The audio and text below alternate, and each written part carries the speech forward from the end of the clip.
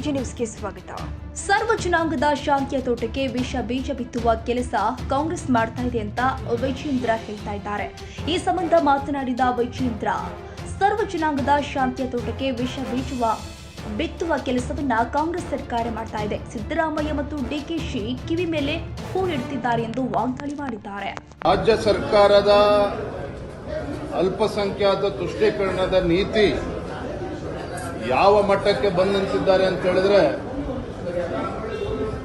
ಸರ್ಕಾರಿ ಕಾಂಟ್ರಾಕ್ಟ್ಗಳಲ್ಲಿ ಕಾಮಗಾರಿಗಳಲ್ಲೂ ಕೂಡ 4% ಮೀಸಲಾತಿಯನ್ನು ಮುಸಲ್ಮಾನರಿಗೆ ಕೊಡ್ತೇವೆ ಅನ್ನುವ ನಿರ್ಧಾರ ಏನು ರಾಜ್ಯ ಸರ್ಕಾರ ಕೈಗೊಂಡಿದೆ. ಕ್ಯಾಬಿನೆಟ್ ಅಲ್ಲಿ ಕೂಡ ಏನು ಪಾಸ್ ಮಾಡಿದ್ದಾರೆ. ಮತ್ತೆ ಬಿಲ್ ಅನ್ನು ಸದನದಲ್ಲೇನು ತರೋದಕ್ಕೆ ಹೊರಟಿದ್ದಾರೆ.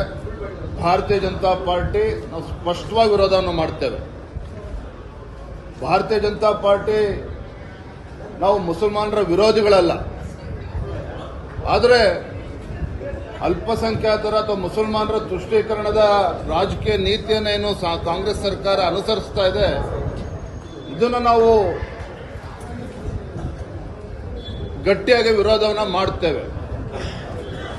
ನಿನ್ನೆ ಡಿ.ಕೆ. ಶಿವಕುಮಾರ್ ಅವರು ಹೇಳಿಕೆಯನ್ನು ನೀಡಿದ್ದಾರೆ. ವಿಜೇಂದ್ರ ಅವರೇ, ನೀವು ಬಿಜೆಪಿಯವರಿಗೆ ತಾಕತ್ತಿದ್ರೆ ಮುಸಲ್ಮಾನರಿಗೆ MLC ಮಾಡಿ ರಾಜ್ಯಸಭಾ MP ಕೊಡಿ ಅಂತ ಹೇಳಿದ್ದಾರೆ. ಡಿ.ಕೆ. ಶಿವಕುಮಾರ್ ಅವರಿಗೆ ನೆನಪು ಮಾಡಿಕೊಡೋದಕ್ಕೆ ನಾನು ಇಚ್ಛೆ ಪಡ್ತೇನೆ.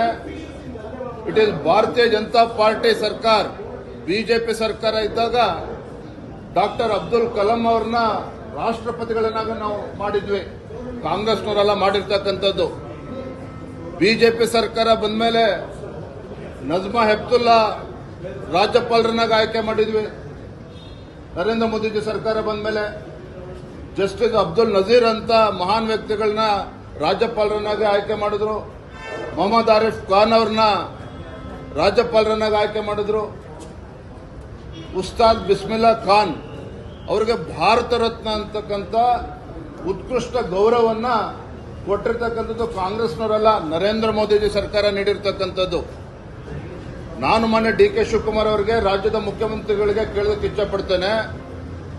ಇವತ್ತು ಅಲ್ಪಸಂಖ್ಯಾತ ತುಷ್ಟೀಕರಣದ ನೀತಿಗಳು ಇವತ್ತು ನೆನ್ನೆದಲ್ಲ.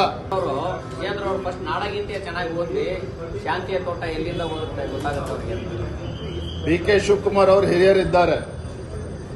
ಕುವೆಂಪುರ ನಾಡಗೀತೆಯನ್ನ ನೆನಪು ಮಾಡಿಕೊಟ್ಟಿದ್ದಾರೆ. ಸರ್ವ ಜನಾಂಗದ ಶಾಂತಿಯ ತೋಟದ ನೆನಪನ್ನ ಮಾಡಿಕೊಟ್ಟಿದ್ದಾರೆ ಡಿ.ಕೆ. ಶಿವಕುಮಾರ್ ಅವರು. ನಾನು ತಮ್ಮ ಮೂಲಕ ಡಿ.ಕೆ. ಶಿವಕುಮಾರ್ ಅವರು ಹೇಳೋದಕ್ಕೆ ಇಚ್ಛಪಡ್ತೇನೆ, ಇವತ್ತು ನಮ್ಮ ರಾಜ್ಯದಲ್ಲಿ ಸರ್ವ ಜನಾಂಗದ ಶಾಂತಿಯ ತೋಟಕ್ಕೆ ವಿಷ ಬೀಜವನ್ನು ಬಿತ್ತಕ್ಕಂಥ ಕೆಲಸ ಯಾರು ಮಾಡ್ತಾ ಇದ್ದಾರೆ ಅಂತ ಹೇಳಿದ್ರೆ ನಿಮ್ಮ ಕಾಂಗ್ರೆಸ್ ಸರ್ಕಾರ ಮಾಡ್ತಾ ಇದೆ, ಭಾರತೀಯ ಜನತಾ ಪಾರ್ಟಿ ಅಲ್ಲ. ಈ ವಿಷ ಬೀಜ ಬಿತ್ತುವ ಕೆಲಸ ಹೊತ್ತೇನು ಸಿದ್ದರಾಮಯ್ಯನವರು, ಡಿ.ಕೆ. ಶಿವಕುಮಾರ್ ಅವರು ಮಾಡಕ್ ಕೊಟ್ಟಿದ್ದಾರೆ. ಇದನ್ನ ಭಾರತೀಯ ಜನತಾ ಪಾರ್ಟಿ ಪ್ರತಿಭಟಿಸುತ್ತದೆ. ಇದಕ್ಕೆ ಅವಕಾಶನ ನೀಡೋದಿಲ್ಲ. ಧನ್ಯವಾದ.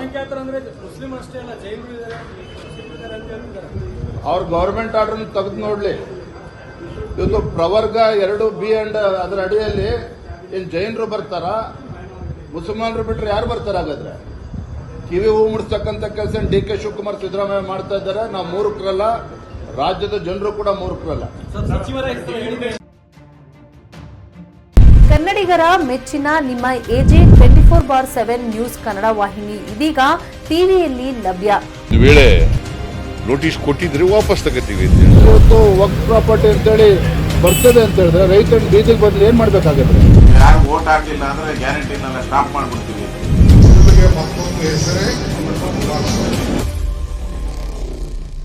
ಕರ್ನಾಟಕ ಮತ್ತು ದೇಶ ವಿದೇಶ 360 ಡಿಗ್ರಿ ಸುದ್ದಿ ಹಾಗೂ ಉತ್ತರ ಕರ್ನಾಟಕ, ಬೆಳಗಾವಿ, ಬಾಗಲಕೋಟೆ, ಧಾರವಾಡ, ಹಾವೇರಿ, ಗದಗ, ಬಿಜಾಪುರ ಜಿಲ್ಲೆಯ ಕ್ಷಣ ಕ್ಷಣದ ವಿವರವನ್ನ ಪಡೆಯುವುದಕ್ಕೆ ಎಜೆ 24/7 ನ್ಯೂಸ್ ಕನ್ನಡ ವಾಹಿನಿಯನ್ನ ಲೈಕ್ ಮಾಡಿ, ವಿಡಿಯೋಗಳನ್ನ ಶೇರ್ ಮಾಡಿ, ಕಮೆಂಟ್ ಮಾಡುವ ಮೂಲಕ ನಮ್ಮ ವಾಹಿನಿಗೆ ಸಹಕಾರ ನೀಡಿ ಮತ್ತು ಚಾನೆಲ್ ಅನ್ನ ಸಬ್ಸ್ಕ್ರೈಬ್ ಮಾಡಿ. ಧನ್ಯವಾದಗಳು.